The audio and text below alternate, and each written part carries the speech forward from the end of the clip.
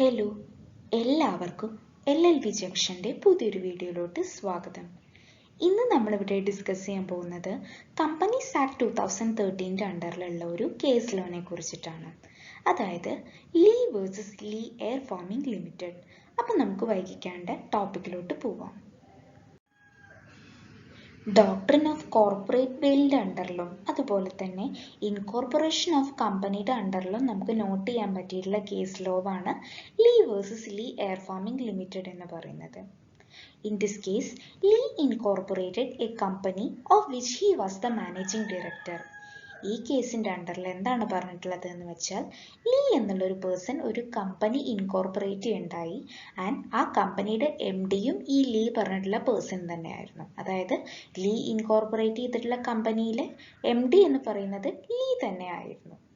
While on a business trip, he met with a flying accident and died.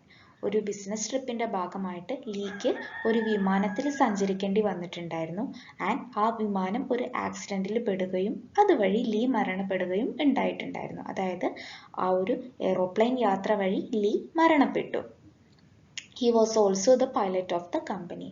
And വേറൊരു കാര്യം എന്താണെന്ന് വെച്ചാൽ ആ കമ്പനിയുടെ അതായത് ലീ ഇൻകോർപ്പറേറ്റ് ചെയ്തിട്ടുള്ള കമ്പനിയിലെ പൈലറ്റും ഈ ലീ തന്നെ ആയിരുന്നു എന്നുള്ളതാണ്. His widow claimed compensation under the Workmen Compensation Act. തൻ്റെ ഭർത്താവ് മരിച്ചതോട് കൂടിയിട്ട് ലീയുടെ വിധവ എന്ത് ചെയ്തു? ഈ കമ്പനിയിൽ നിന്ന് വർക്ക്മെൻ കോമ്പൻസേഷൻ ആക്ടിൻ്റെ അണ്ടറിൽ കോമ്പൻസേഷൻ ക്ലെയിം ചെയ്തിട്ടുണ്ടായിരുന്നു.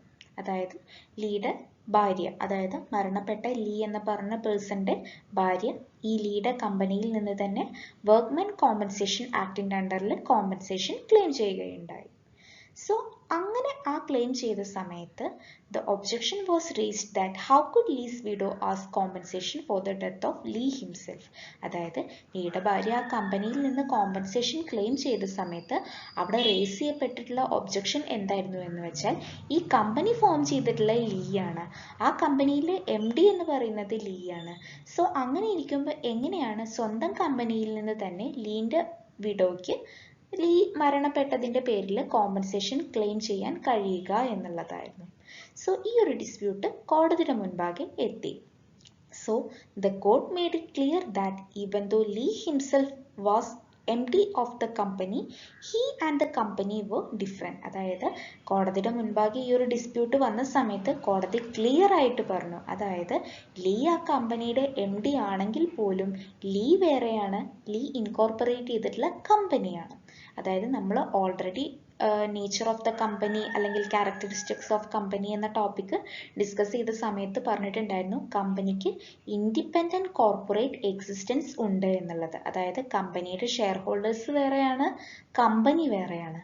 സോ അതുകൊണ്ട് തന്നെ MD ആയിട്ടുള്ള ലീയെയും ആ കമ്പനിയെയും നമുക്ക് ഒരേപോലെ കാണാൻ പറ്റില്ല എന്ന് തന്നെ ഇവിടെ കോടതി ക്ലിയർ ആയിട്ട് പറഞ്ഞിട്ടുണ്ടായിരുന്നു.